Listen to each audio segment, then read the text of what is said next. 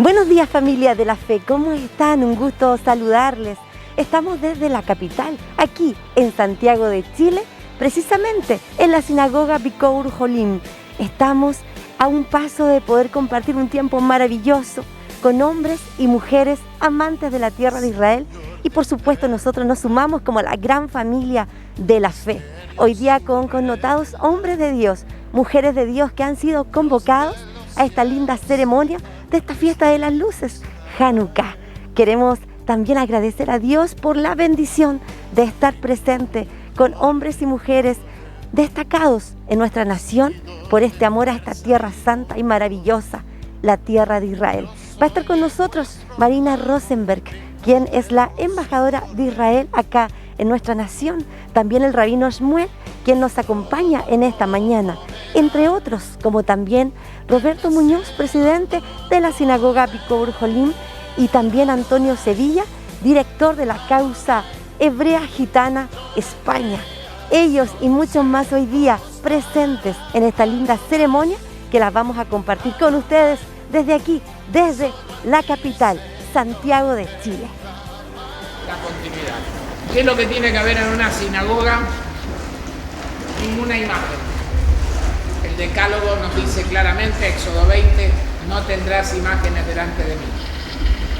Las estructuras, como ustedes ven en el púlpito, son diferentes. Este es un modelo antiguo, pero las hay también que tienen esta parte que se llama la bimá, la tarima, en el medio y las sillas alrededor. Son distintos modelos sefardíes, ashkenazí, más ortodoxo, menos ortodoxo, más italiano, la sinagoga nosotros que es está más abajito. Y el arca sagrada. ¿Por qué el arca sagrada? El arca sagrada tiene los rollos del Pentateuco, de la Torá. Eso es lo que hay acá. Acá no vive Dios acá dentro. En nuestra creencia Dios vive acá dentro. ¿Sí? Y en el momento, en la medida que estamos juntos y compartimos, está como dice el Evangelio, ¿verdad? 2 o 3 de ustedes. No, sigue, ustedes me pueden dar clase en eso, así que no quiero incursionar en terreno que no es mío. Pero, sí, pueden preguntar e interrumpir en cualquier momento. ¿Qué, Marco? Me está provocando una sensación muy especial saber de que usted dijo que esto que está aquí se llama bimá. Así es. Lo que pasa es que en los textos nuestros del Nuevo Testamento, la Biblia dice que cuando tengamos nuestra reunión con Él, todos compareceremos ante el tribunal de Cristo, y la palabra ahí dice todo ante el bimá del Mesías. La bimá es el tarimado para que especialmente la elevación es por el momento en que se va a leer la Torá.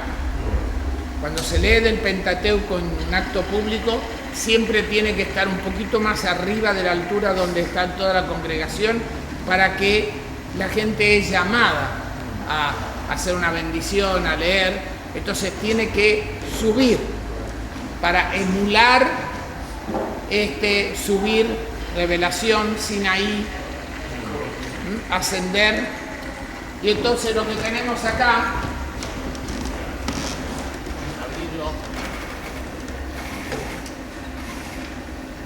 las comunidades, sinagogas tienen, ahí está el dueño de casa, Roberto, estoy abusando de explicando, está el dueño de casa, así que lo voy a hacer.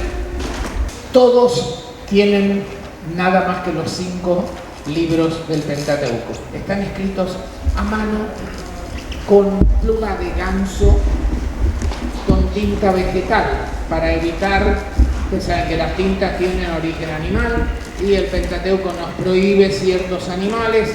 Entonces lo que se usa es eso, pliegos de cuero de animal faenado de acuerdo a la ley judía. Más o menos un rollo de la Torá requiere 240 pliegos que se cosen uno con otro con los tendones jurados de la animal.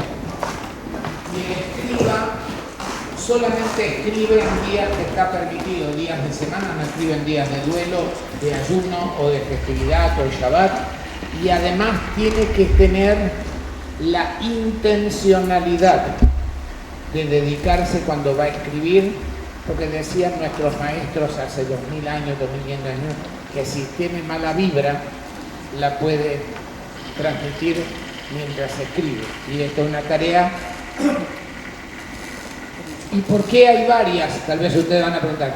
Mínimo se requieren 3. Por ejemplo, este sábado, este Shabbat, anteayer, en la mañana usamos 3 rollos, porque coincidió que era Hanukkah, era principio de mes, y la secuencia semanal del Shabbat. Entonces, ¿y por qué 3? Por algo que los rabinos hace 2500 años llamaron el fastidio de la congregación, que uno no tiene derecho de fastidiar a los congregantes. Imagínense que solamente voy a levantar un poquito para que vean.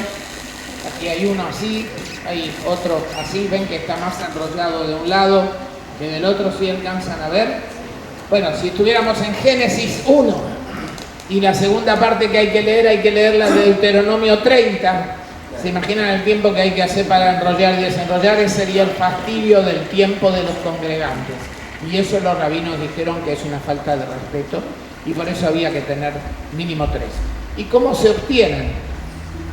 Generalmente los miembros de la congregación, ya sea para honrar la memoria de un ser querido, dedican, o cuando tienen facilidades económicas porque les nace un bebé, por el aniversario de casamiento, por un bar mitzvah, que sería lo que en la tradición cristiana es la primera comunión, y por distintos otros motivos. Hay veces que hay rollos de la Torá, algunos que se rescataron de la época de la Shoah, de la Segunda Guerra Mundial, y son como muy especialmente cuidados. Y lo que hacemos con esto es mostrar que lo mismo que compartimos nosotros, es que las palabras de Dios se preservan y nos ayudan a elevarlos. ¿Sí? Están escritas tinta negra, no hay vocales, y como dicen nuestros maestros, hay que poder leer también los espacios en blanco que hay entre las letras en negro, que es el desafío. Poder entender las cosas que el texto nos dice. Por ejemplo, esta semana, ustedes todos conocemos los textos del Pentateuco, se dice el encuentro entre el patriarca Jacob y el faraón, y el faraón le dice: ¿cuántos son los días de los años de tu vida? Se nota que no era chileno, porque dice: ¿cuántos años tenés? Y no le preguntó eso. Le dijo: ¿cuántos son los días de los años de tu vida? Y dice: fastidioso el faraón. No, es una pregunta muy sabia, porque a veces vivimos muchos días que no los vivimos. A veces pasamos por los días. Y el faraón le preguntó: ¿cuántos son los días de los años de tu vida que realmente has vivido? Y el patriarca Jacob, recuerdan, le dice: pocos y duros. Y ese es, y para dejar ya, que un hombre iba caminando de una aldea a otra y pasó por un cementerio. Y el cementerio mira, y la primera tumba dice: aquí descansa José Pérez, espero que nadie se llame así. Vivió 13 años, 6 meses, 2 semanas, 15 días, 4 horas, 6 minutos, 15 segundos. Y pasa al siguiente y dice: aquí descansa fulanito de tal, vivió 10 años, 1 semana, y etcétera, así todo, minutos, horas, segundos. Y se queda muy angustiado. Dice: en esta ciudad debe haber una maldición, peor que el COVID. Nadie vive más de 15 años. Y no puede, se queda petrificado en el lugar y ve venir alguien y dice: no, usted debe ser el cuidador de este cementerio, por favor, explíqueme cuál es la maldición. Dice: no se angustie, querido amigo, nadie aquí maldición. Nosotros, cuando alguien cumple una edad, vamos a ponerle la primera comunión, del bar mitzvah, nosotros le regalamos un cuaderno con un lápiz y se lo colgamos en el culto. Y le pedimos que ahí anote. Por ejemplo, y nos invitó a nosotros: ¿cuándo fue tu primer momento que viviste una tremenda emoción? ¿Cuando nació tu hijo? ¿Cuando conociste a tu mujer? ¿Cuando terminaste la escuela? ¿Cuando te graduaste? ¿Cuando encontraste a Dios? ¿Cuánto duró cada uno de esos momentos? ¿1 hora? ¿5 horas? ¿10 días? ¿20 días? Y eso, dice el señor de de la aldea, nosotros le pedimos que la anote. Y cuando la persona muere, agarramos el cuaderno y sumamos. Y esos son los tiempos vividos realmente. Así que yo, en esta ocasión, para introducir a Roberto, que nos pone mucha vida, ya lo bendecimos. Se recuerdan el día del seminario, que se lo súper merece.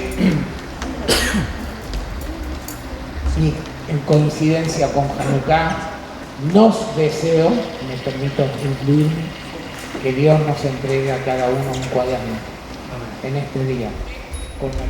Porque en el día, como dice el Levítico, en el día sagrado del Yom Kippur, entraba, porque el único que entraba al Santo Santorum era el sumo sacerdote, nadie más. Entonces, dicen algunos que le ponían una cadena a los pies para saber que seguía vivo, porque se quedaba ahí todo el día. Y si no, movía. ¿Qué pasa? La Torá, ahora no, pero ojalá nos acompañen en alguna liturgia y van a ver que cuando se saca la Torá se pasea. Entonces, la congregación tiene que mirar hacia donde va el paseo, hacia donde va la Torá. ¿Cómo saben? Supongamos que estamos todos en el mismo plano, y yo bajo y me paseo, y somos 500 ahora. Puede que el que esté allá atrás no se dé cuenta de sabe por dónde va y hacia dónde tiene que orientarse. No tienen ningún valor metálico, a pesar de que generalmente son de plata. No se puede usar oro para las decoraciones. ¿Okay? Porque el oro era parte de las cosas que se usaron en el santuario, en el gran templo. Y si bien hay en algunas comunidades sefarditas que el estuche está dorado también y tiene otra forma. Estos son todos rollos en estilo ashkenazí. El estilo sefaradí son como una caja que se abre al medio. Y en lugar de acostarla, se tiene parada, pero dice lo mismo. Adentro el Pentateuco es el mismo.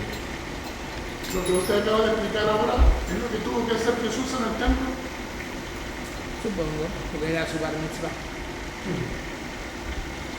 Tuvo que leer de la Torá. Así que cuando quieran estudiar para leer de la Torá, son muy bienvenidos. Bien. Es lo mismo, el mismo, el contexto es el mismo. Hay distintos adornos, hay algunos que le ponen pectorales acá para recordar el pectoral que usaba el sumo sacerdote, que representaba las 12 tribus, y los hay acá tienen, por ejemplo. Y lo que ustedes no preguntaron, los mantos pueden ser multicolores, con distintos diseños. No pueden tener imágenes, es lo único que pueden tener. Lo único que pueden tener son los leones. Los leones, ¿por qué? ¿Se acuerdan? También encontramos en el relato en Éxodo de los dos leones o ángeles que se miraban uno al otro mientras cautelaban el arca. Sí, escucho, mientras voy cerrando. ¿La Torá también se le llama Torá? ¿La verdad? No. La Torá es Torá. No, Torá Temet es una edición, se llama Torá Jaim, pero que también después lo usaron comercialmente. Torá de vida, le dicen en realidad Es Jaim, árbol de vida, que así dice el salmista. Árbol de vida es para los que se acogen a ella, es decir, un árbol que nos nutre de vida con sus valores, con sus enseñanzas, a medida que intentamos incursionar por sus enseñanzas y procuramos seguirlas. Emet quiere decir verdad. Verdad. Y por eso me llama la atención porque hay un pasaje de la Biblia que dice: sé fiel hasta la muerte y yo te daré la corona de la vida. Claro, pero eso es cuando empezamos a juzgar acomodaticiamente con él. Sí, pero por eso, y ahora cuando yo veo que el rollo tiene una corona, la Torá es verdad, la Torá es vida. Sí, no, pero la corona es para, en el Tratado de los Principios que vos dicen que está la corona de los reyes, la corona de los sacerdotes y la corona de la Torá, en el sentido que la Torá es algo sublime. Pero no debemos confundirla con la idea de corona rey ni nada que se le parezca. En este caso acá son adornos, para exaltar la belleza y la trascendencia y la sacralidad que tiene. ¿Ok? ¿Puede ser una pregunta más? Por supuesto. Para quienes no estamos habituados a estar en este tipo de templos, si se puede decir, encontramos que hay cierta gloria acá. ¿Qué significan las palabras de Ageo, el profeta, cuando dice que la gloria posterior del templo sería mayor que la primera? A ver, cuando el profeta habla de la gloria y de todo el sentido, en realidad el templo principal está acá dentro de cada uno. Eso es lo que tenemos que tener presente. El principal santuario, y por eso cada uno de nosotros ve como si fuera un sacerdote o un levita. El primer templo que tenemos que cuidar es este que está dentro. Y en una conversación entre discípulos y rabino en el tiempo talmúdico le preguntaron al maestro: Rabí, ¿dónde reside Dios? ¿Dónde vive Dios? Y él les contestó, los miró a todos los discípulos y dijo: donde lo dejamos entrar. Y yo creo que hoy lo dejamos entrar acá. Así que efectivamente lo que tú dices, permíteme que te tutee, y les invito que lo mismo, no tenemos un protocolo, no está de más entre nosotros. Cuando estamos así como estamos y compartiendo, aquí ahora está Dios, sin duda alguna. Y la gloria, nosotros no santificamos el espacio, santificamos el tiempo. Por eso todo este lugar, que ahora Roberto seguro nos va a contar y nos va a explicar, yo siempre cuando estamos acá digo, si logramos escuchar mientras pisamos, se dan cuenta que piso de madera, tiene 100 años. Y si escuchamos los crujidos y las sillas donde ustedes están sentados, hace 50, 70, 80 años había alguien sentado ahí. Y si logramos escuchar los crujidos, logramos escuchar, yo lo comparo muchas veces con las callejuelas de Jerusalén. Si uno apoya la oreja en las piedras de Jerusalén, escucha la historia que te está hablando. Y si uno escucha los ruidos de esta madera que cruje, escucha la historia de la vida judía en Chile y lo que nos entrelaza de servir a Dios y de percibir a Dios y vibrar con Dios de la manera más sencilla, más humilde, pero más pura. No se necesita templos apoteósicos, se necesita este templo espiritual. Y ahí es donde está la gloria. Bien, amigos. Roberto, te dejo todo esto. En lo personal, yo agradezco a la embajadora que me haya encomendado venir para acá, no solamente porque Bicurpeño es un lugar muy conocido, sino porque, aprovechando, yo me casé acá. Entonces, con esto les quiero manifestar que el Bicurpeño es una comunidad que está viva y vibrante. Las cosas han pasado, como decía Shmuel. Si ustedes miran en los asientos en los que están atrás, tienen los nombres de las personas que han vibrado con los ciclos de la vida judía. Y eso me incluye a mí, a mi esposa y mi familia, en el cual hace 8 años ya nos casamos en esta sinagoga. Así que agradecido a la embajadora, nuevamente reitero las excusas, pero ella está, como dijo, no quiere ni arriesgar a nadie con su vida. Eso. Buenos días a todos. Se me perdió el pastor Melo. ¿Dónde se metió pastor? En nombre de la gran organización, venga para acá, pastor Melo. Es un hombre importante en este evento, al igual que todos. Yo les quiero dar la bienvenida al Bicur. ¿Por qué digo pastor Melo?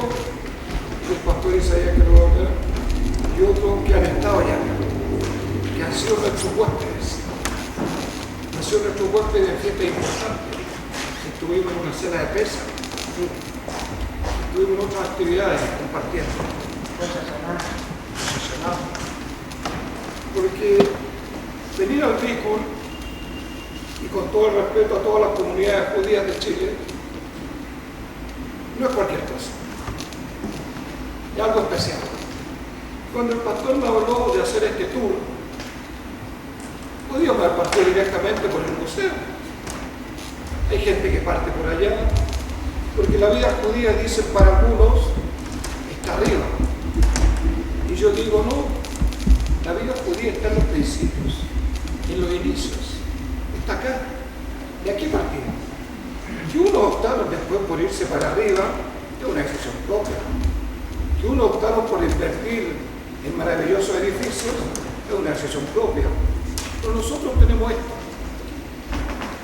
Y esto es el inicio. Aquí partimos. Y esto es lo que tenemos que preservar.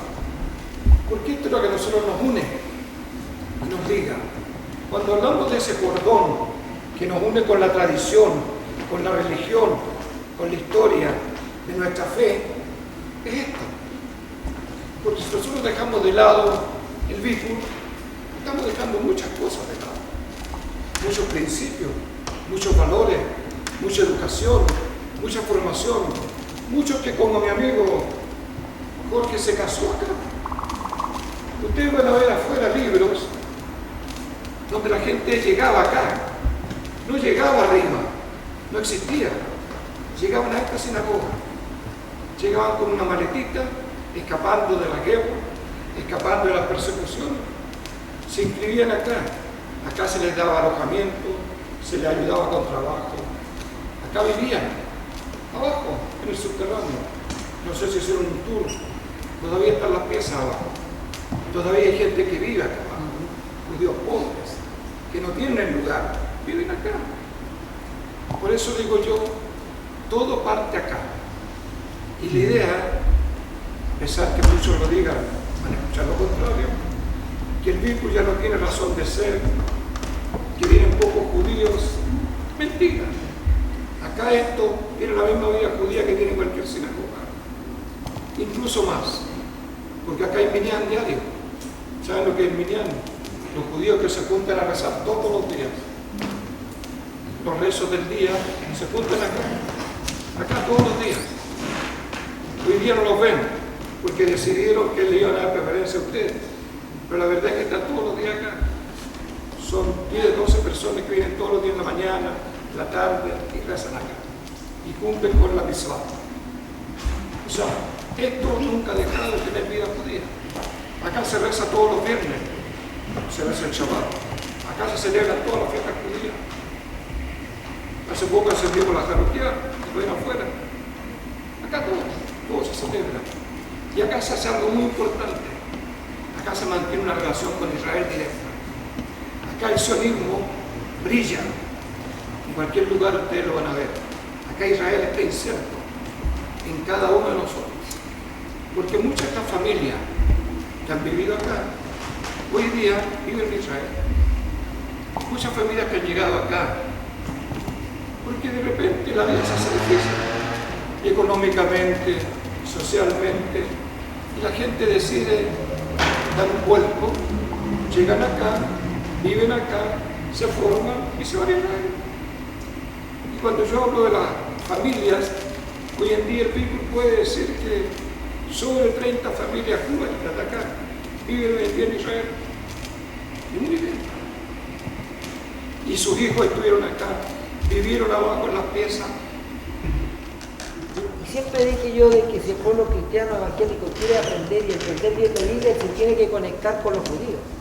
Porque todos los textos son judíos, la historia es judía, la cultura es judía y el contexto es judío. Entonces, yo siempre decía, hay que traer a los pastores, hay que traerlo acá.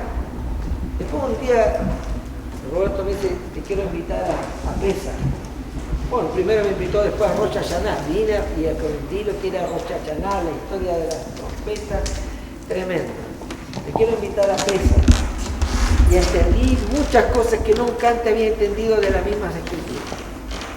Y cuando yo me daba cuenta que cada vez que venía, aprendía y entendía más, dije yo, esto es lo que tiene que pasar con todos nuestros hermanos. Y así, cada vez que Roberto me invitaba, digo, ¿puedo traer a alguien más? ¿Puedo invitar a alguien más? Claro. Y veníamos de Talca y traíamos gente de otras ciudades para que aprendiera. Y sentíamos que esa era la manera de conectarse con su fe y de poder volver a amar a Dios y al Dios de Israel. Y acá sentía esto de que debíamos, y una de las cosas que dijo el rabino Shmuel en el Congreso, permiso, yo voy a quitar esto como estoy lejos de usted, de que debíamos empezar a hacer cosas en conjunto y partir por las cosas que nos conectaran y quizás dejáramos pendientes aquellas que nos podían ser diferentes. Y me llamaba tanto la atención porque uno de los primeros textos cuando la Biblia dice que Jesús entra en su ministerio, lo primero que hace es visitar una sinagoga en Shabbat y se le da un rollo del libro de Isaías para leerlo. Y nosotros eso lo pasamos con tanta ligereza y decir, ¿por qué leyó el libro de Isaías? Y luego aquí aprendí de que aquí se lee la Torá y además una porción de los profetas. Entonces todo, 2000 años después, siguen haciendo exactamente lo mismo. Y para esto sentía que era importante que los pastores y los hermanos nos conectáramos con Israel. Después fui al museo y fue otra experiencia. Y después fui a Israel. He ido como estos bimas de menos a más, me he ido elevando en este conocer y compartir. Y ha sido una tremenda experiencia. Y yo he sentido, creo que es muy importante, de que si además vamos a luchar contra el antisemitismo y contra la judeofobia, es que aprendamos a conocer a nuestros hermanos y desmitificar tantas mentiras y tantas cosas que se dicen del pueblo judío. Así que para mí es una tremenda honra estar aquí. Un hilo fino en un gran tapiz, aunque lleno de color, no sabe si él es parte del diseño de la gran creación. Y la piedra en esa montaña que en lo alto puedes ver se creerá más importante que las que han de sostener. Mas quien de su vida sabrá el valor o quien lo ha de apreciar, nunca lo verá ojo de mortal. Tú lo debes mirar con la mirada celestial.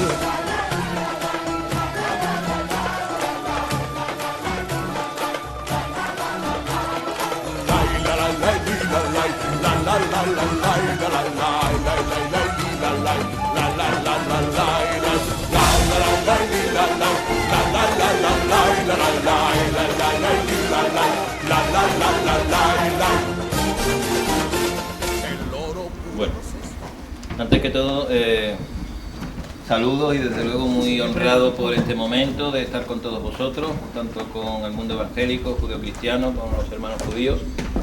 Y bueno, simplemente desde el proyecto que yo estoy dirigiendo, que es el proyecto de la causa hebrea gitana, porque nos sentimos nosotros como pueblo gitano muy hermanados al pueblo judío por determinadas tradiciones y otras cuestiones que ahora no es el momento de resaltar. Pero que conversamos en la mesa. Que hemos estado conversando antes y que nos sentimos, por lo menos los que me siguen y están en este proyecto, pues como una población leal al Estado de Israel y a la nación judía en todas las formas posibles. Y bueno, tenemos una bandera que hemos realizado con los símbolos tanto de la cultura gitana, que es la rueda, que representa los éxodos, y bueno, también la rueda de los carros y de todos los caminos que hemos realizado hasta llegar a Europa desde Asia, pasando por Medio Oriente. Inserta en esta rueda pues hemos puesto la Macrán David, porque es como que en nuestro corazón está Israel desde hace ya bastante tiempo, y me emociona de decirlo justamente hoy aquí, para poder dárselo a usted como una representación nuestra de apoyo y de lealtad de nuestra nación y de nuestro pueblo en la diáspora todavía, a ustedes como hermanos. Es lo que quería decir.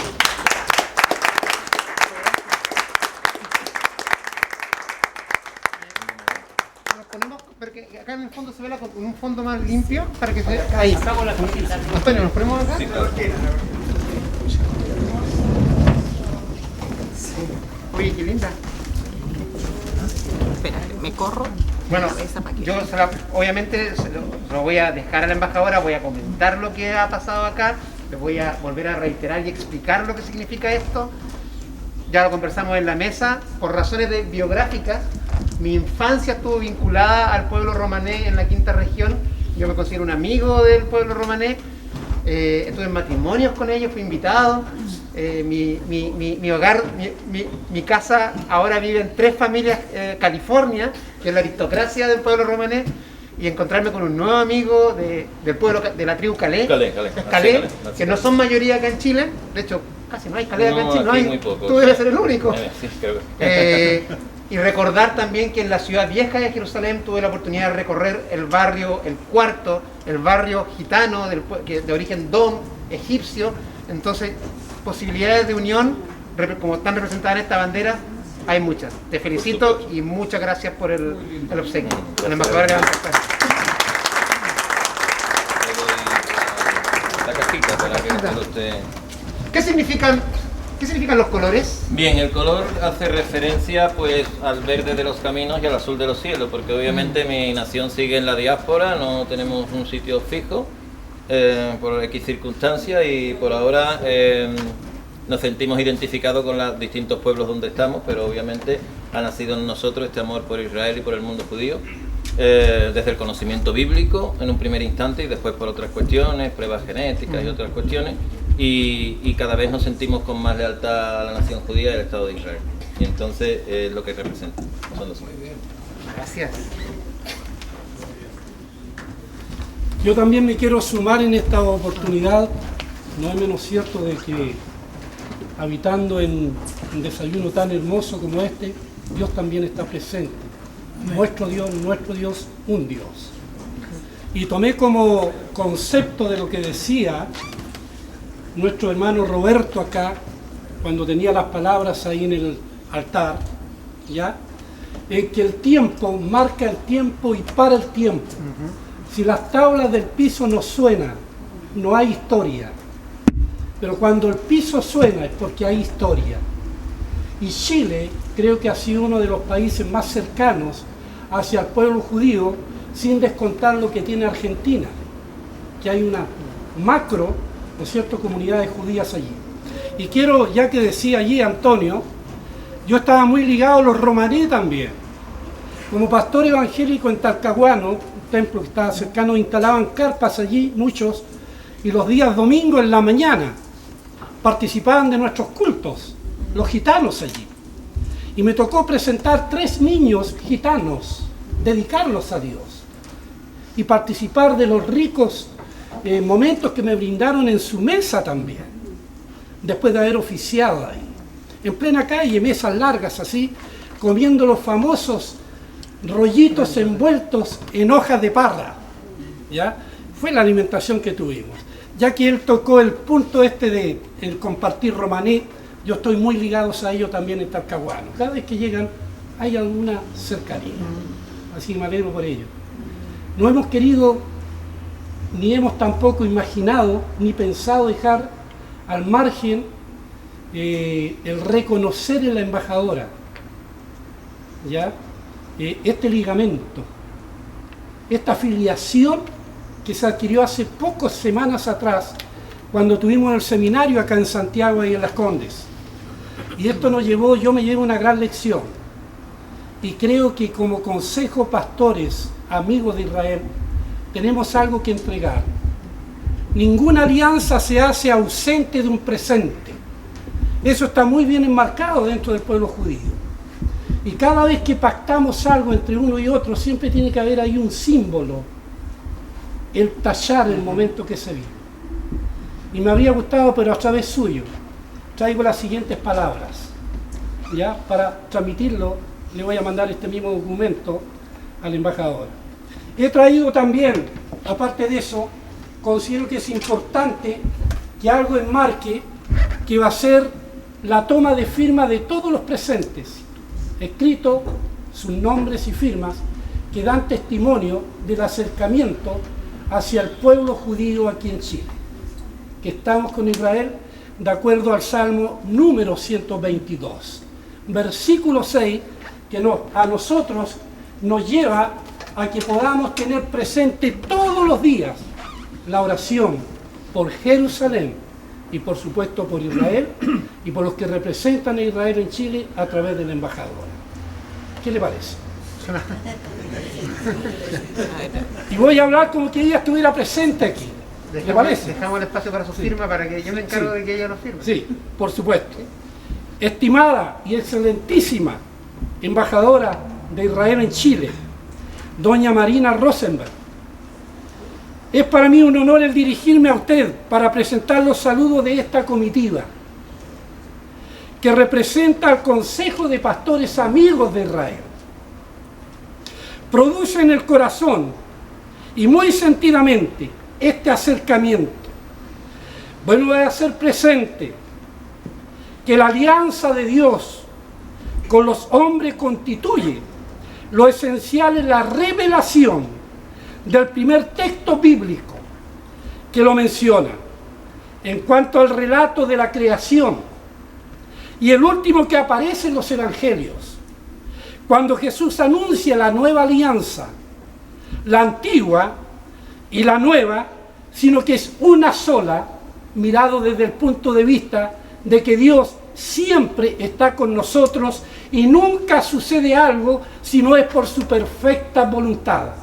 Por lo tanto, esta alianza entre nosotros, Consejo de Pastores Amigos y pueblo judío, hoy en día se une en un solo ruego: que Dios guarde a Israel y haya paz en Israel, como lo haya también en nuestro país llamado Chile, que los ha acogido de buena forma en este lugar. Es así que la antigua y la nueva son una sola. Aquí las palabras claves serían alianza, Biblia, la Torá, la creación y los evangelios. El tema de la alianza constituye el fondo de toda la revelación. Se encuentra a cada paso en la Biblia. Así también en la Torá. Es ella que da sentido a la vida de los hombres, porque Dios crea al hombre para llamarle a la alianza. Se podría definir a la Biblia como la expresión de la alianza de Dios con los hombres. Sin embargo, la alianza es en general una obligación que concierne a dos partes, y esta se celebra con un juramento, como por ejemplo la alianza entre Abraham y Abimelech en Berseba. Otros ejemplos se pueden encontrar en el sacrificio y en la ratificación de la alianza en el Sinaí, como un signo de acuerdo entre dos partes. Y desde allí nacen entonces el paralelismo entre paz, que es igual shalom, y alianza, que es igual berit. Consecuente con lo anterior, concluiré diciendo a usted y todos los presentes que nosotros en esta significativa ceremonia adoptamos, ratificamos el día de hoy en el nombre de Jehová Todopoderoso, Jehová de los ejércitos, la alianza de apoyar en todo lo que concierne a la unidad y de orar por la paz que firmamos con nuestra presencia, y seguidamente al estampar nuestros nombres y sello personal para con usted, que representa la más considerada nación de parte de nuestro Dios Altísimo, como lo es Israel. De hecho, pido un aplauso por esto, que es significativo y es histórico, en que un pueblo evangélico y protestante y este Consejo de Pastores Amigos de Israel nos ligamos a ustedes en apoyo, en oración, en unción, en revelación y transmisión de un acercamiento férreo de orar todos los días por la paz de Israel. Un aplauso por esto.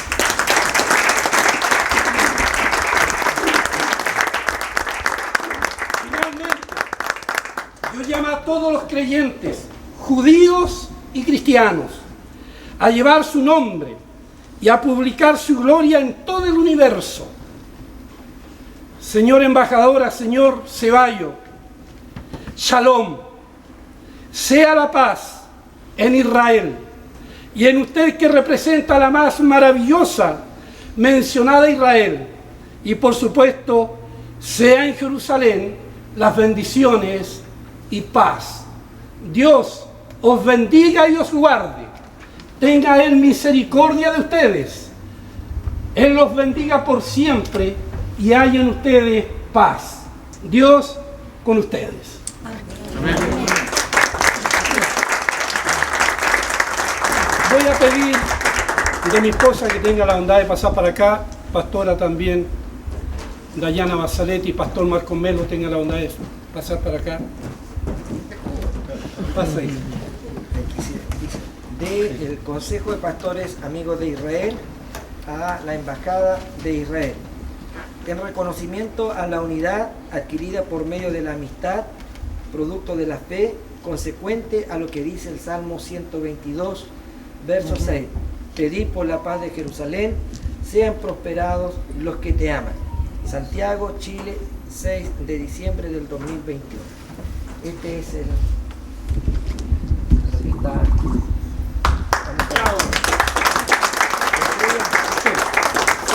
Y ella también ahí, unas palabras ella también para lo mismo.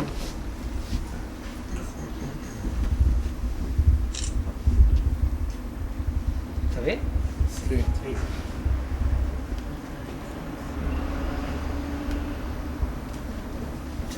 Bendiciones. Agradecemos a Dios esta instancia y este hermoso recuerdo. Sí. A nombre de todos. Gran momento. Hermoso momento. Por ti, para ti y por siempre por Israel. Paz de Dios sobre Israel. Amén. Amén. Voy a pedir que el pastor Melo se quede acá con la pastora acá también, Dayana Barzaletti. Los voy a incomodar un minuto. Yo sé que estamos robando tiempo al itinerario, pero estamos llegando ahora. ¿Ah? Tenemos el huevo afuera. Ya, está el huevo afuera. Terminamos con esto. Yo soy corto en hablar. Mire, tenemos la carpeta acá para que lea usted lo que dice. ¿Ya? Ahí. Entonces cada uno va a estampar su nombre y su firma en este momento. Lo quiero hacer bien ceremonial. ¿Por qué? Porque cada alianza tiene que ser visto, observado, sentido y escuchado. Así es que voy a pedir que pastora Dayana, conjuntamente con mi esposa, controle la firma y pastor Melo le va a dar la mano a quien vaya pasando por aquí y ponga su nombre. ¿Qué le parece? Me parece. ¿Qué te parece? Vamos, por favor, venga. Vamos a Nos trasladamos desde la sinagoga Bikur Olim, desde allá hacia el Museo Interactivo Judío de Chile. Estoy con su directora, la saludamos con mucho cariño y estamos en su programa Somos una gran familia a través de Canal 23, señal BTR. ¿Cómo estás, querida? Bien, muchas gracias. Bienvenidos al Museo Interactivo Judío de Chile. Estuvimos mucho tiempo cerrados, pero ahora al fin pudimos volver a abrir las puertas y estamos felices de que ustedes sean uno de los primeros que vienen a reinaugurar el recorrido de historia judía. Bueno, estamos muy contentos de poder visualizar desde ya, aunque no comenzamos el recorrido aún, pero tenemos un maravilloso fondo, querida. Sí, este es uno de los únicos objetos reales que hay en el recorrido que es más audiovisual. Este es un rollo de la Torá, o Antiguo Testamento, o Pentateuco, donde, bueno, vemos que está escrito en hebreo, de izquierda a derecha, como se escribe el hebreo. Esto está escrito a mano por un escriba. Es como un rabino que se especializó en el arte de la caligrafía hebrea y está abierto en la bendición de los sumos sacerdotes que hacían una vez al año en el Día del Perdón. Bueno, este rollo en particular creemos que tiene más de 100 años, fue traído por una familia que venía escapando de los nazis y lo trajeron como su objeto familiar, como su reliquia familiar, como su objeto sagrado, y para los judíos es nuestro objeto sagrado. De acá sacamos nuestras leyes, nuestra ética y lo cuidamos como una reliquia. Maravilloso, nos aproximamos a lo más esperado, que es el recorrido, en el cual consiste en... Bueno, el recorrido consiste en 4 salas que habla de 4 grandes periodos en la historia del pueblo judío. Cada sala tiene el nombre de 4 personajes que representan el desafío que tenía el pueblo judío en esa época. Tenemos la sala del rey David, la sala de Rabbi Akiva, que es la época del nacimiento del cristianismo, Maimónides, que es la Edad Media, y la época moderna representada por Teodoro Herzl. Y después terminamos en la sinagoga, la gran sinagoga de la comunidad israelita de Santiago, donde podemos tener una conversación un poco más distendida y contestar todas las preguntas que tengan los visitantes. Eso es maravilloso, verdaderamente. nos acompañan, creemos que esto sin duda es lo que nuestro Dios ha declarado en su palabra. Cielo y tierra pasarán, pero todas sus promesas siempre permanecerán. Nos vamos entonces a este lindo recorrido. Como Abraham reconoce a Dios, Dios, por así decirlo, se reconoce a sí mismo, se saca su careta y le dice, sí, yo soy Dios, y le promete una tierra prometida. Vamos a dejar eso en stand-by. Otro hito importante en cómo se conformó el pueblo judío es la esclavitud y salida de Egipto. Dicen nuestros sabios, los intérpretes del Antiguo Testamento, que la esclavitud de Egipto no era como la película. No era que necesariamente nos estaban pegando latigazos y no estábamos haciendo pirámides. Pero tampoco dice entonces cómo era. Pero la palabra en hebreo para decir Egipto, que se dice Mitzrayim, nos da una pista. La palabra Mitzrayim también significa estrechez. Y también dicen los exégetas de la Biblia que quienes salieron de Egipto por el desierto fueron 1/5 de la población judía. Algunos dicen no es 1/5, es un 50avo. Entonces, quizás no estaban tan mal, quizás más vale malo conocido que bueno por conocer. La idea de irse al desierto no era una idea muy brillante, la gente en el desierto muere. Pero entonces el pueblo judío se creó a partir de ese 1/5 o de ese 50avo que prefirió seguir a Moisés a la nada antes que quedarse en un lugar donde había estrechez, sea lo que sea que eso significara. Y empieza la peregrinación por el desierto, y en el desierto, digamos aquí en tierra de nadie, los judíos reciben su ley, su constitución, los 10 mandamientos, y ahí ese es el punto donde se empieza a llamar el pueblo judío. Antes se llamaban los hijos de Israel, los hijos de Don Israel. Era una gran familia, todos somos una familia. Aquí ya tienen una ley propia, van a entrar a una tierra propia y ya se constituyen como un pueblo propiamente tal. Cuando llegan a esta tierra prometida, que Dios no le dijo mucho a Abraham, fue como ahí vemos, cuando llegan a la tierra prometida, pequeño detalle, estaba habitada, habían seres humanos. Y ahí entra en escena Josué, que es el discípulo de Moisés, que conquista la tierra, y las tribus, en ese momento el pueblo judío eran 12 tribus, empiezan a vivir acá cada una en un territorio de esta tierra, y cada tribu estaba dirigida por un juez. Había solamente poder legislativo, por así decirlo, y este juez lideraba la tribu y decía cómo había que interpretar esta ley que cayó del cielo y que era complicada. Entonces aquí tenemos el resumen máximo de la Biblia, el torpeo. Tenemos una familia, Abraham, su hijo Isaac, su nieto Jacobo, que en algún momento se pasa a llamar Israel, que tiene 12 hijos, que son las 12 tribus, son esclavizadas, salen de la esclavitud, reciben la Torá, su constitución, entran a la tierra de Israel, son dirigidos por los jueces, y luego el mismo pueblo exige otro tipo de liderazgo, más político, más militar. Ya empiezan a tener problemas con los vecinos y empieza la época de los reyes. Y como dije antes, vamos a entrar a 4 pequeñas salas. Cada sala habla de un gran periodo de la historia del pueblo judío, y la primera sala que vamos a ver es la sala del rey David. ¿Por qué partimos con el rey David y no con Saúl, que es el primer rey? Primero porque el rey David unificó a las tribus. Antes cada tribu se sentía como una secta, era como yo soy de la tribu de Benjamín, no, tú no te puedes casar con nadie de la tribu de Gad. Él los hizo sentirse como un solo pueblo, puso Jerusalén como la capital del pueblo judío, y además con el rey David tenemos evidencia arqueológica que nos permite hablar de historia propiamente tal. Y acá, bueno, tenemos lo que, no sé si me alcanzaron a escuchar, el único objeto real que hay en el museo. Ahí en la sala del rey David vamos a ver la onda que usó David contra Goliat, pero esa es una reproducción, no nos alcanzó el presupuesto. Y bueno, está escrita a mano. Esta es para nosotros la Biblia, Torá, Antiguo Testamento, Pentateuco. Aquí dice lo mismo que ustedes pueden ver en cualquier Antiguo Testamento. Pero esto tiene para nosotros distintos niveles de lectura. Un nivel de lectura es el relato bíblico, lo que les ocurrió a nuestros patriarcas, los desafíos que ellos tuvieron y todas las enseñanzas que podemos sacar de ahí. Otro nivel de lectura es tomar esto como un código legal, porque nosotros de acá sacamos nuestras leyes. Acá dice que el día sábado es el día de descanso, De hecho, la palabra Torá significa literalmente instrucciones. O sea, es un manual de instrucciones para cumplir la voluntad de Dios.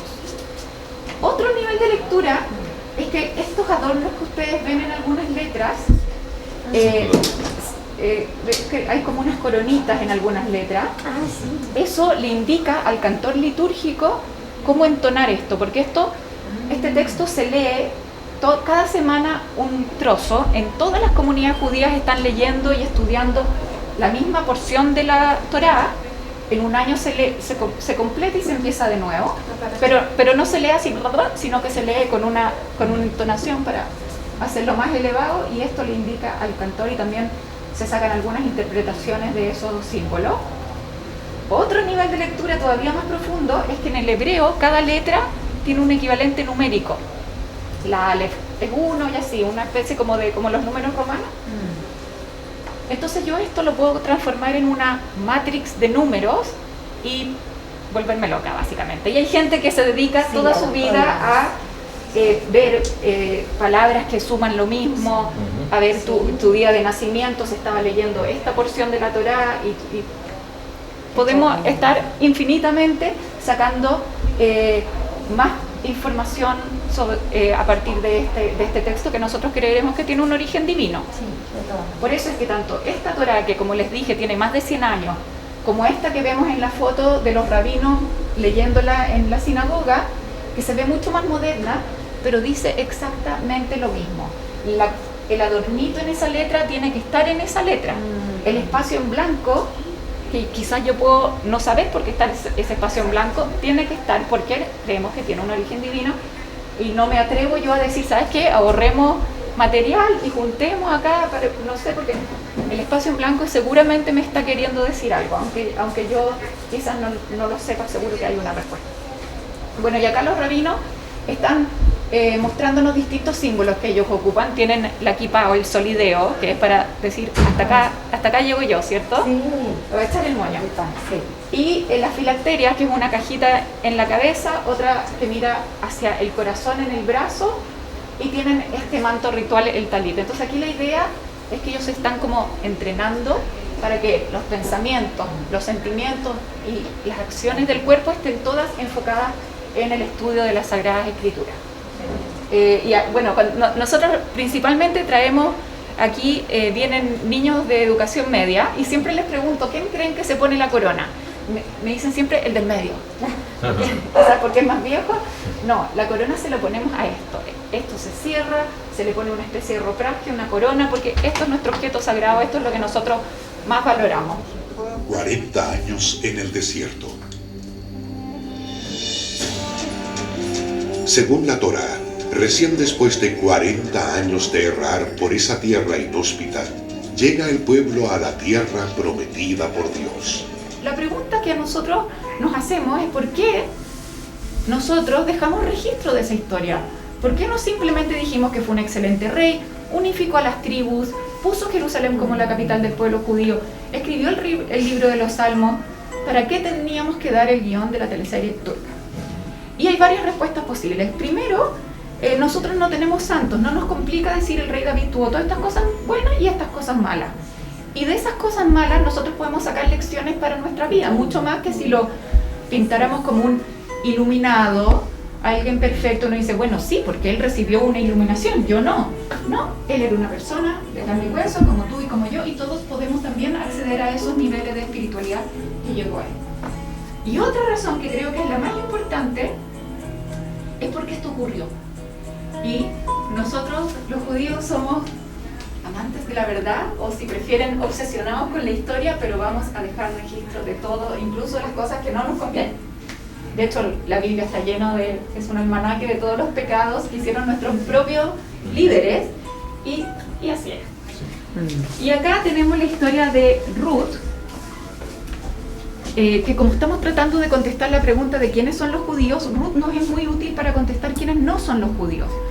Los judíos no son una raza. ¿Por qué? Porque uno se puede convertir como Ruth, la moabita. Siempre le ponen la moabita. Sí, y Ruth es nada menos que la bisabuela del rey David, o sea que el rey David viene de Ruth, la moabita, y nosotros que estamos esperando o la primera o la segunda venida del Mesías, creemos que ese Mesías es un descendiente directo del rey David, o sea, de Ruth. Y nadie se hace ningún problema. Una vez que alguien se convierte al pueblo judío, pasa a ser uno más, no hay como... De hecho, estaría mal hablar de el converso. Ya es judío, ya está. Bueno, todas las salas también tienen un mapa, tienen una línea del tiempo donde te muestra lo que ocurría con el pueblo judío, en la historia del Medio Oriente, en la historia universal, y abajo en América y Chile. Luego va a aparecer Chile cuando Chile aparezca en ese. Acá tenemos esta evidencia arqueológica, es una piedra donde está tallado y dice algo sobre la dinastía del rey David. Acá tenemos representaciones de David en el arte antiguo. Ahí está la onda que yo les decía, reproducción. Sí, era la gran catedral del pueblo judío, pero también era el Ministerio de Educación, la Corte Suprema, el banco. Toda la vida judía, religiosa y no religiosa, ocurría en el templo. Y cuando fue destruido, los judíos sintieron que ya no podían seguir siendo judíos, porque ya no podían servir a Dios como Dios había pedido ser servido. Y ahí viene la sabiduría de los líderes de esta época, que adaptaron la religión a esta nueva realidad que es el judaísmo sin templo, que es lo que tenemos hasta hoy en día, el judaísmo rabínico. Hoy lo que hacemos en una sinagoga no tiene nada que ver con lo que se hacía en el templo, es otro ritual. En esta época entonces se escribe el libro de la liturgia que tenemos, el Sidur, para reemplazar lo que se hacía en el templo, pero seguir teniendo una experiencia religiosa, una conexión. Y también en esta época se escribe el Talmud, o la tradición oral. Cuando Moisés estuvo en el monte Sinaí, estos 40 días, además de escribir el Pentateuco, recibió las explicaciones, por así decirlo. Recibió una información que se transmitió oralmente de generación en generación. En este periodo, los judíos empiezan a dispersarse por el mundo, empiezan a ser perseguidos y se corría el riesgo de que esta información se perdiera. Y ya se estaba perdiendo, hay cosas que están perdidas y aparece ahí, no sabemos cómo era. Entonces se vieron en la obligación de escribir este compendio que se llama el Talmud, que tiene dos partes. Una es como la ley oral, lo que recibió Moisés, y es un texto como en redondo, y están los distintos comentaristas, que algunos tratan, los más cercanos, o sea, los más viejos, los más cercanos al momento de la entrega de la Torá, tratan de reconstruir el texto. No, mi papá decía vasija, no, mi papá decía jarro. ¿Cuál es la diferencia? Bueno, es que un jarro es esto, una vasija. Y discuten sobre eso. Otros son especificaciones técnicas de cómo cumplir un precepto. Por ejemplo, en el Antiguo Testamento dice: te pondrás filacterias entre tus ojos. Que es la misma, porque yo no tengo idea de lo que es una filacteria. Nunca he visto. En la Torá oral me explican que las filacterias son una caja negra que se pone en la cabeza con 4 compartimentos. En cada compartimento hay un versículo de la Biblia, etc. Si no, no tendría yo cómo hacerlo. De hecho, habían sectas que renegaban de la Torá oral y ponían una gran filacteria en la mitad de la sinagoga. También, solamente que no es así. Otros hablan de excepciones a algunas reglas. El video, pero prefiero contárselos yo. Una típica discusión entre los sabios de esta época, de los que escribieron el Talmud,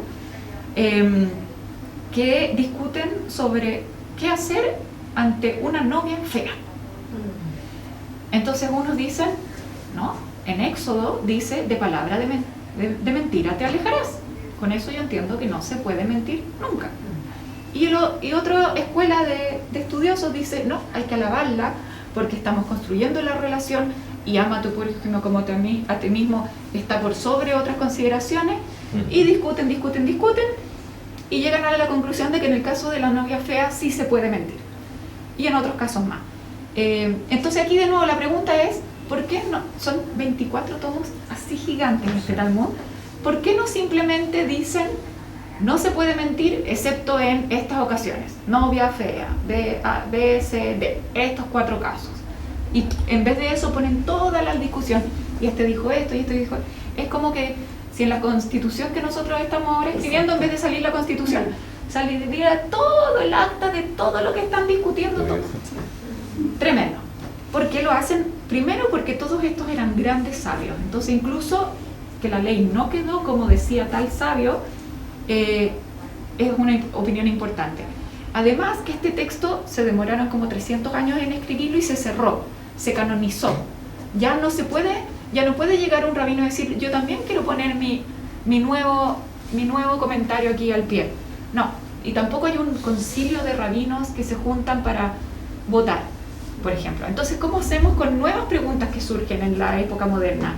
¿Cómo hacemos con temas de bioética, avances científicos? No los rechazamos de plano, para nada, pero ¿cómo hacemos? Volvemos a estas mismas fuentes y vemos casos que tengan alguna similitud y de ahí extrapolamos la respuesta. Que en la Edad Media sienten que tienen que elegir entre la fe y la ciencia.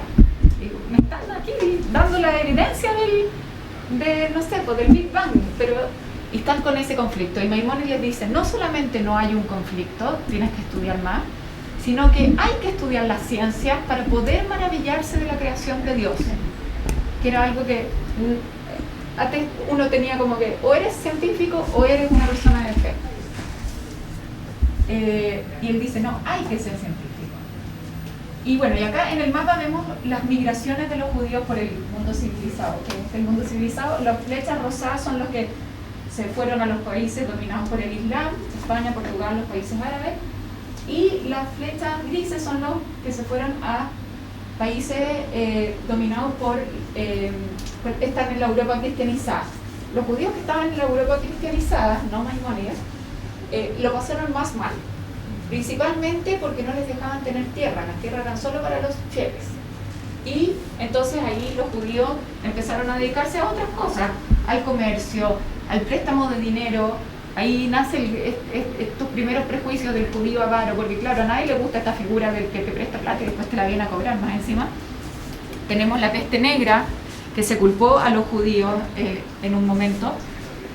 Se les culpó o de ser los causantes directos, así como envenenar las aguas, o lo que sonaba mucho más lógico en esa época, que tenían un pacto con el diablo, porque los judíos efectivamente se enfermaron un poco menos de la peste negra. Lo que no se sabía en ese tiempo y se sabe ahora es que existen los microbios. Y los judíos tienen un lavado de manos ritual antes de comer pan, tienen un baño de inmersión ritual una vez al mes, y en esa época bañarse una vez al mes era muy inusual y los protegió un poco por la peste negra. Después los mataron por otras cosas, los expulsaron de Inglaterra, los expulsaron de Francia, los expulsaron de España, el mismo año que llega Colón a América, y hay mucho de dónde apoyarse para pensar que los primeros españoles que llegan a América eran lo que nosotros llamamos criptojudíos, o también conocidos como marranos, pero marrano es políticamente incorrecto decirlo. Criptojudíos, judíos que se habían convertido al catolicismo para salvarse de la Inquisición, pero en privado seguían cumpliendo algunas tradiciones judías. ¿Estaba por dónde era judío? Hay de dónde apoyarse para decir eso. De hecho, nunca lo pudieron canonizar justamente porque no podían comprobar ni siquiera que fueran ni bautizados ni nada. Lo mismo, por ejemplo, pasa con la arquitectura. Acá son... esta no es la arquitectura, son sinagogas de la Edad Media, que vemos que no hay una arquitectura judía. En Egipto iban a hacer su sinagoga más arabesca, y en Inglaterra la iban a hacer así toda aburrida. Sí. De hecho, ahora es una iglesia, ahí se ve la cruz. Y acá vemos cementerios de... se me echó a perder el dedo. Ahí están cementerios. Estos cementerios que tienen las tumbas una al lado de la otra, es porque a los judíos les daban un pequeño terreno para hacer su cementerio. Y hay una ley judía que dice que los cuerpos hay que enterrarlos bajo tierra. No se puede tener estos nichos. Entonces, Entonces ponían una capa de cuerpo, luego otra, las lápidas van con los siglos subiendo y los cuerpos se descomponen, y por eso se ve así tan tétrico. De hecho, a los cuerpos habría que enterrarlos amortajados, o sea, envueltos en su talit, en su manto ritual. Pero en la mayoría de los países, en Chile también, eso está prohibido por cosas sanitarias. Entonces, ¿cómo hacemos nosotros para cumplir con la ley del país, que no queremos transgredirla, pero también cumplir con la ley judía? Entonces se entierra a una persona amortajada, pero igual se la pone en un cajón, pero no en un cajón hermético, es un cajón mucho más parecido a un cajón de verduras. ¿Ah? O más rústico. Sí, y no hermético, o sea que puede, con la idea es volver al polvo. Y de hecho no hay funeraria judía porque no hay ningún negocio vender eso. Para vender ese... No sale nada. Los judíos siempre anhelaban tener igualdad de derechos. Decían, cuando tengamos igualdad de derechos, no vamos a tener por qué vivir en barrios cerrados, vamos a integrarnos a las universidades, vamos a hacer un aporte a las sociedades y ya no nos van a odiar. Y resultó que efectivamente los judíos empezaron a emanciparse, a hacer aportes a la sociedad, pero eso no aminoró el odio. Antes los odiaban porque eran muy distintos y raros, y ahora los odiaban porque se estaban tratando de hacer pasar por normales. Y de ese fenómeno da cuenta Herzl y funda el movimiento sionista moderno, pero tampoco es que a él se le ocurrió de la nada que teníamos que tener un Estado nacional en Israel. Ya venía del relato bíblico, como les conté antes. Y acá, acá tenemos en el libro de acá, vemos la declaración de la independencia del Estado de Israel. Por una parte vemos frases de la declaración de la independencia y por el otro lado, cómo ellos han podido cumplir esa promesa. En la declaración de la independencia dice que el Estado de Israel promoverá el desarrollo del país para beneficio de todos sus habitantes y bueno, tienen una economía fuerte basada en el recurso humano porque ni modo, no tienen otro recurso. Sí. Los principios de libertad, justicia, paz. Israel siempre ha estado dispuesto a entregar terrenos incluso a cambio de paz. Israel va a salvaguardar los lugares santos de todas las religiones. En Israel están los grandes lugares de las tres grandes religiones monoteístas, el judaísmo, el cristianismo y el islam, y Israel los protege y los tiene abiertos a cualquiera.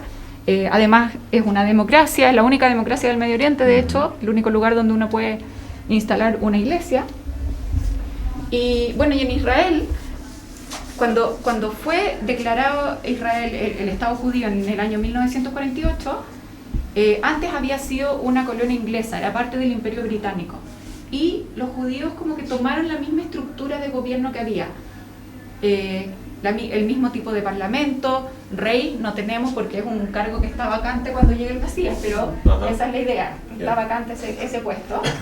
Y al igual que en Inglaterra tenemos leyes generales, tenemos una declaración de la independencia, pero no tenemos una constitución. Constitución es la Torá o ni siquiera nos hemos tratado de poner de acuerdo.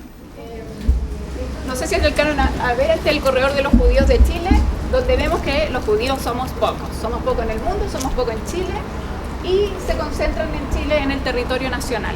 Lo interesante aquí de estos números es que están sacados del censo, del censo bueno que hubo, donde te preguntaban qué religión tienes. Entonces ahí estaba cristiano, católico, judío, musulmán, ateo. Entonces puede ser que haya un judío que dijo yo soy ateo, porque no cree en Dios y no está aquí contemplado.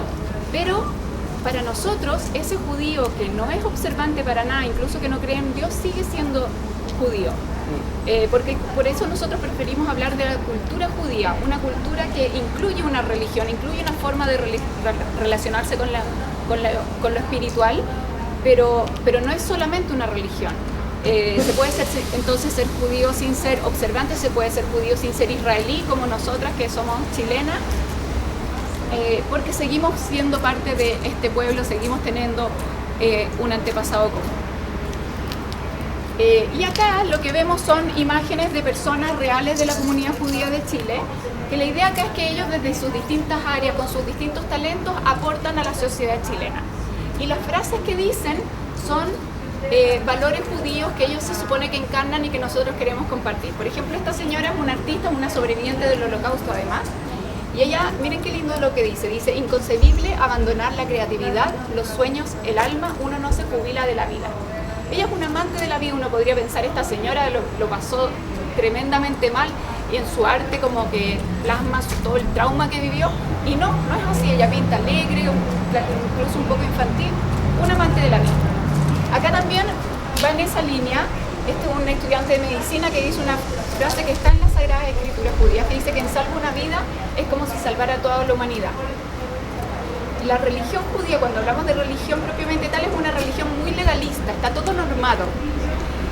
No solamente cosas espirituales, cuándo rezar, cuándo no, sino cosas muy mundanas, qué tipo de negocios se pueden hacer, qué se puede decir del otro, vestimenta, comida, está todo normado. Pero cuando la vida humana está en riesgo, ahí solemos decir se pueden romper todas las reglas. No está muy correcto eso.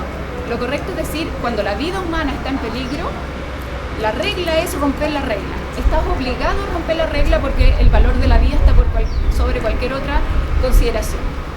Acá tenemos un bombero que se llama Andrés Aguilera, de la 5ª Compañía de Bomberos de Ñuñoa, la bomba Israel, que es una bomba que la sostiene la comunidad. Y él dice, las cosas no se dicen, se hacen porque al hacerlas se dicen solas.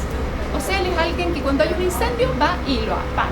No está poniendo en Facebook, yo encuentro que las autoridades, él hace lo que tiene que hacer, para lo que está preparado de hacer.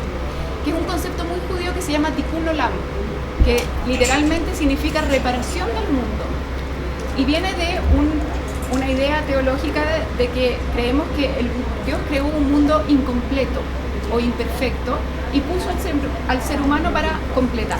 Entonces, si uno tiene esa forma de pensar, cuando está ante una injusticia, no es como que yo puedo hacer algo o no. En cierta manera estoy obligado a hacer algo porque quizás Dios me puso en ese lugar, con mis capacidades, en ese momento para que yo hiciera algo, apagar el incendio. Bueno, y acá tenemos niños, tenemos una mujer embarazada. La historia del pueblo judío son o 3.300 o 3.000 años de historia, depende de cuándo empezamos a contar.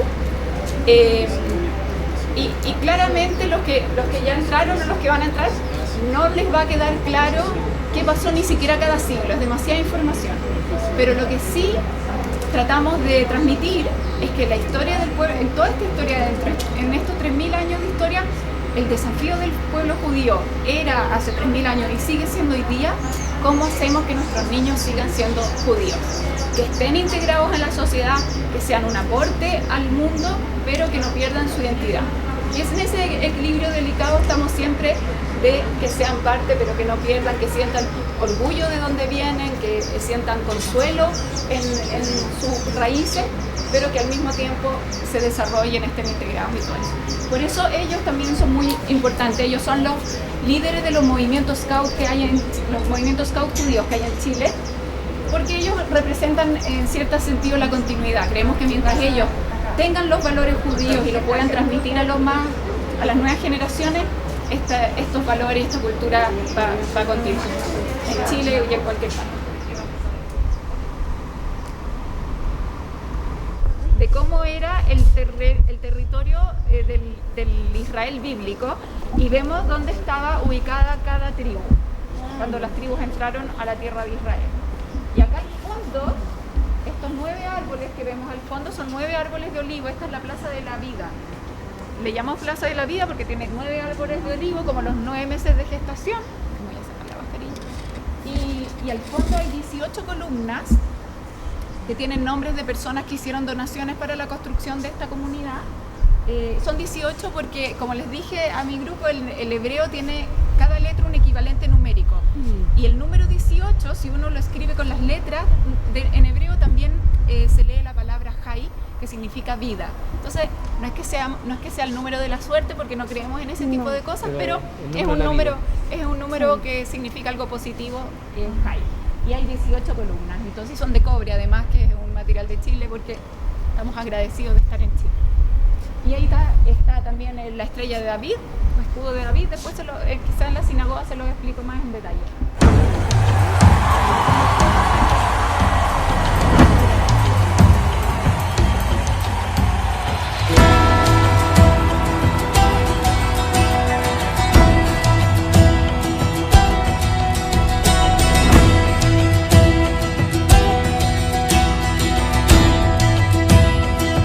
Bueno, ahora sí, esta es la sinagoga, es un lugar donde los judíos rezan, pero no solamente se hacen rezos, también se hacen eventos culturales. Como explicaba Óscar antes, este no es un lugar que tiene una santidad especial, va a depender de lo que las personas hacen en el espacio, lo que lo convierte al espacio en un lugar más espiritual o menos. Entonces acá efectivamente se hacen los rezos, pero también se puede hacer una charla, se puede hacer un concierto de piano. Lo que sí hay de especial en este espacio es lo que hay dentro de este mueble, que es un rollo de la Torá o Biblia o Antiguo Testamento o Pentateuco, que es lo que nosotros cuidamos como nuestro objeto más sagrado, y por eso también se le pone en el lugar más lujoso del salón. Este mueble donde está el rollo tiene un trabajo donde se muestra los escudos que tenía cada una de las 12 tribus que conformaba el pueblo judío. Cada tribu tenía además un rol, y estos escudos hablan del rol de esa tribu. Estaban los comerciantes, estaban los agricultores, estaban los estudiosos, y arriba están los leones, que son el símbolo de la tribu de Judá, que están cuidando el candelabro de 7 brazos. Le dieron protagonismo a la tribu de Judá porque creemos que nosotros, que los que existimos hoy en día, la gran mayoría viene de la tribu de Judá y de la tribu de Leví también, y las otras 10 tribus se perdieron. Estábamos hablando con mi grupo, hay un resabio de alguna tribu perdida. No es que las exterminaron, sino que se mimetizaron con los pueblos donde vivían, no pudieron mantener su identidad. Y estos leones están resguardando el candelabro de 7 brazos, que es el símbolo judío por excelencia. En el templo que fue destruido en Jerusalén el año 70 de la era común, había un candelabro de oro macizo de 7 brazos que representa los 7 días de la creación. Y ese es el símbolo judío por excelencia, más que la estrella de David que vemos aquí, que había afuera también. La estrella de David es un símbolo que existía en la zona. Se encontró en hallazgos arqueológicos posteriores al rey David. De hecho, en algún momento se hablaba de la estrella de Salomón, después se empezó a hablar de la estrella de David. La usaban distintos pueblos de la zona y de a poco los judíos la fueron incorporando para sí. Recién en la Segunda Guerra Mundial, cuando los nazis empezaron a poner este símbolo como característico de los judíos ahora lo usamos con orgullo y está en nuestra bandera de Israel, pero no necesariamente era un símbolo inventado por los judíos. Pero sí hay algunas explicaciones de qué quiere decir este símbolo. Una de ellas es que hay 12 ángulos, porque son 6 ángulos externos, 6 ángulos internos, entonces es una alusión a las 12 tribus. También otra explicación muy bonita que una vez escuché es que es como una especie de yin y yang judío, porque es un triángulo que mira hacia el cielo y otro triángulo que mira hacia el suelo. Entonces, como que el desafío nuestro es buscar el equilibrio entre lo espiritual y lo mundano. No vamos a encontrar un rabino que te diga, ándate a una cueva en el Himalaya durante 2 años a meditar y ahí encuentras la espiritualidad. No, el rabino te va a decir, estudia, cásate, ten hijos, trabaja y ahí encuentras la espiritualidad. Y ahí te quiero ver. Bueno, esta sinagoga está acá en este barrio desde el 2010, pero antes estaba en el centro, en la calle Serrano.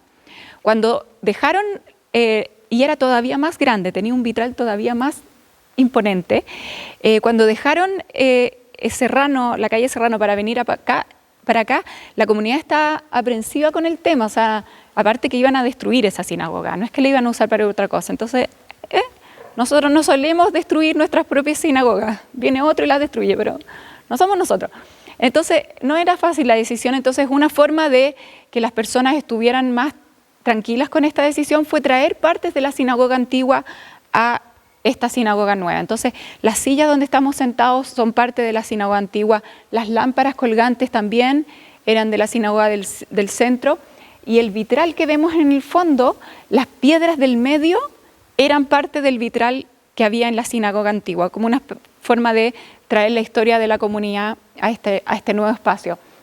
El vitral lo hizo un artista judío chileno que es muy famoso, que se llama Sami Ben Mayor, y en este vitral él trató de incorporar distintas formas que existen en el judaísmo para crecer espiritualmente. Una forma es a través de las Sagradas Escrituras, del estudio de nuestras fuentes. Entonces aquí hay distintas alusiones a episodios del Antiguo Testamento. Está la zarza ardiente, están los 10 mandamientos ahí al medio, tienen que usar la imaginación porque es un artista muy moderno, ahí está la paloma que tiró Noé, para ver si se había terminado el diluvio. Acá dice, en letras en hebreo, dice amarás a tu prójimo como a ti mismo, un principio importante en el judaísmo, etc. Otra forma de crecer espiritualmente es a través de nuestras tradiciones o lo que recibimos de nuestros padres, nuestros antepasados. Y eso está representado en las 3 estrellas de colores que representan a los 3 patriarcas del pueblo judío, Abraham, Isaac y Jacobo, y las 4 estrellas rojas que representan a las 4 matriarcas, Sara, Rebeca, Raquel y Lea. Otra forma de acercarse a lo espiritual, y se los voy a decir así como se lo escucha el rabino de esta sinagoga, es a través de lo inefable. Lo inefable es lo que no se puede explicar con palabras. El amor, por ejemplo. ¿Cómo está eso representado aquí? En las estrellas que están dispersas en todo el vitral. Son 26 estrellas, que el número 26, como les dije antes, el idioma hebreo, las letras en hebreo tienen un equivalente numérico. Las letras del nombre de Dios, que nosotros nunca mencionamos, que tiene 4 letras, hay distintas formas de nombrar a Dios en la Biblia, pero hay unas que tiene 4 letras que nosotros nos las saltamos, decimos mi Señor, mi Dios, cuando la vemos escrita. Este nombre de 4 letras, si yo sumo cada letra, me suma 26, entonces es un número muy espiritual. Y bueno, otra cosa que hay en esta sinagoga es, aquí ya tenemos un versículo del libro de los Salmos. Poner un versículo del libro de los Salmos en la sinagoga es algo más de las sinagogas, de las comunidades sefaradíes, como hablábamos antes, a pesar de que aquí la mayoría son ashkenazíes, que vienen del otro lado de Europa.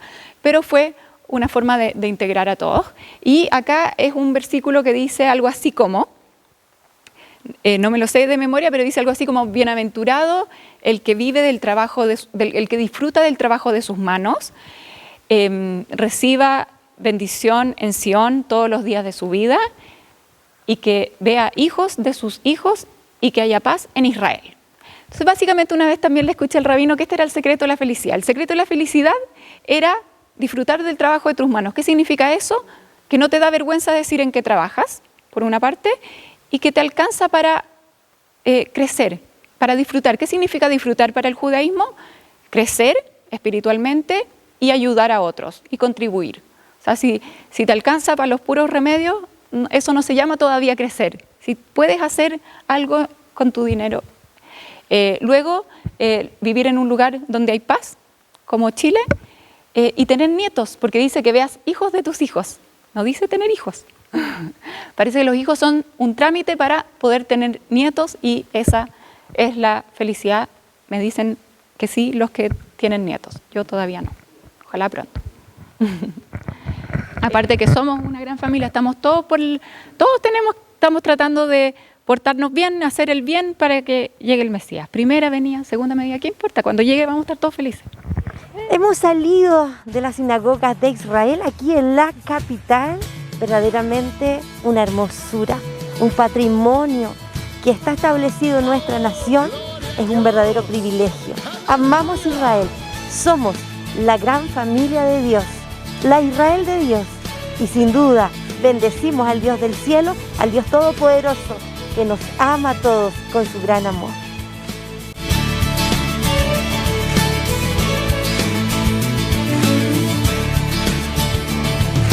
Días son estos de días, declaran palabra de Dios. Y días también de Moisés, tu siervo, justicia reinando otra vez. Y aunque libremos batallas, hambruna, carencia y dolor, aún se oye voz que en desierto clama, prepara el camino al Señor. He aquí, Yeshua viene ya, brillando como el sol, en el cielo lo verás, declara hoy el año del Señor, desde el Sion llegó la salvación.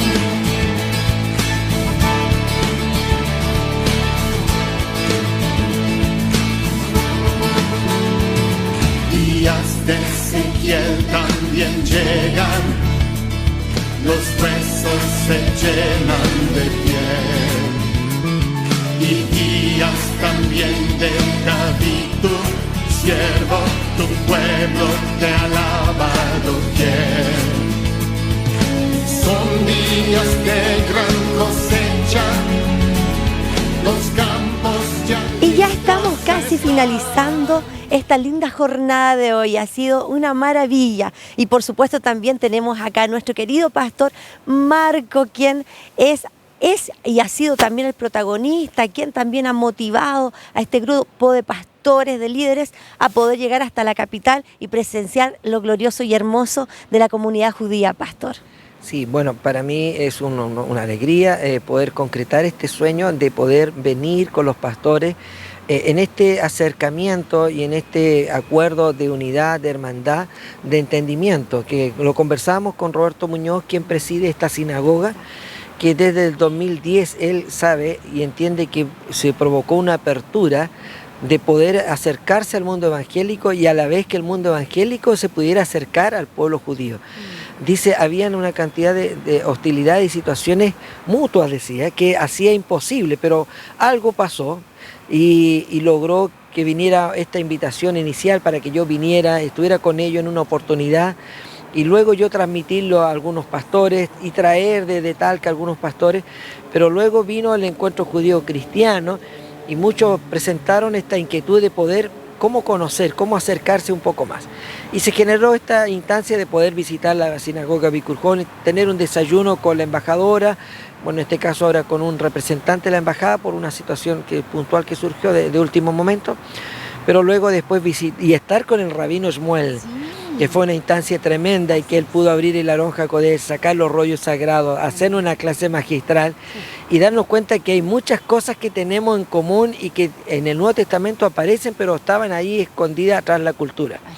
Pero hoy, gracias a Dios, ha habido un nuevo entendimiento y eso trae un mayor acercamiento y yo creo que un entendimiento de que vamos en el camino correcto, de seguir junto a nuestros hermanos judíos.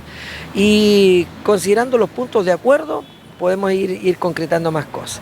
Luego visitamos también la otra sinagoga que está ahí en la parte alta de Santiago, conociendo otra realidad también de las comunidades, pero también no sin menos asombro de cómo el pueblo de Israel también ama a Dios y quiere y busca lo mejor también para donde congregarse. Y después estuvimos en el Museo Interactivo, tremendo, y nos conectó con la historia, la cultura, la geografía, y yo creo que muchos me decían, me voy con grandes interrogantes, muchas preguntas, porque fue un caudal de información que ahora hay que procesarlo y conectarlo con la Biblia en el Nuevo Testamento.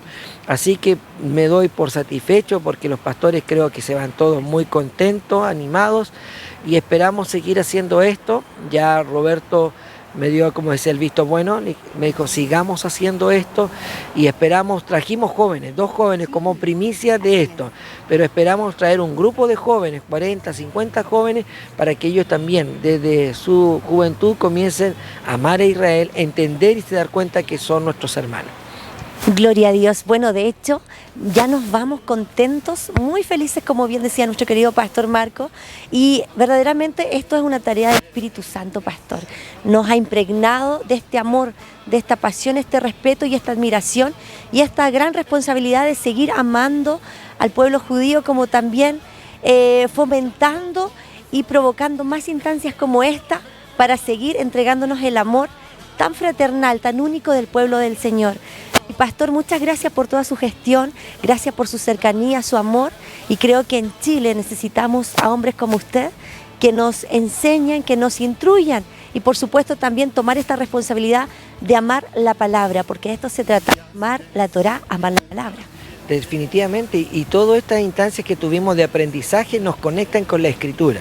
Hoy aprendimos cosas extraordinarias sobre la Torá, sobre la Biblia, y que no está lejos de lo que nosotros también predicamos, solo que a veces con otros términos, bajo otro contexto, pero en realidad es la misma palabra y es el mismo amor, y todo esto ha servido y va a seguir sirviendo. Así que los pastores, los hermanos que aman a Israel, que dijeron, pucha, me lo perdí, no, bueno, Dios quiso que hoy estuvieran ellos, pero el día de mañana va a ser usted, así que puede contactarnos a nosotros, a la pastora Dayana, porque van a venir nuevos viajes de todo el país para hacer estas instancias y será maravilloso reencontrarnos con las raíces de nuestra fe, porque Jesús era judío y a partir de eso aprendimos cosas tan interesantes de que la razón, por ejemplo, de que Jesús, cuando entró a la sinagoga y se le dio el rollo de Isaías para leer la Haftará, tiene que ver porque pueblos antiguos, Roma en su momento no quería que en la sinagoga se leyera la Torá.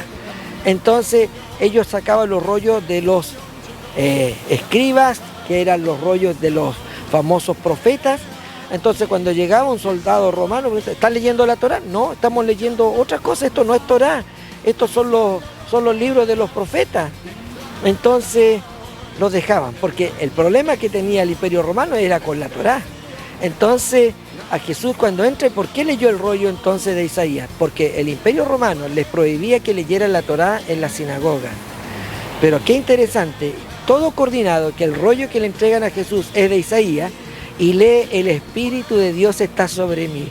Y hoy se ha cumplido esta palabra entre vosotros. ¿Coincidencia? No es nada. Dios tenía planificado todas las cosas de antemano para que Jesús ese día pudiera leer el rollo de Isaías. ¿Cómo nos conecta la historia y tiene una mayor profundidad y un mayor entendimiento? Para muchos decía, pero ¿cómo si Jesús entró a una sinagoga? ¿Por qué no leyó la Torá? Porque los romanos lo tenían prohibido. Pero los profetas estaban ahí y daban testimonio de Jesús de igual. Muy bien.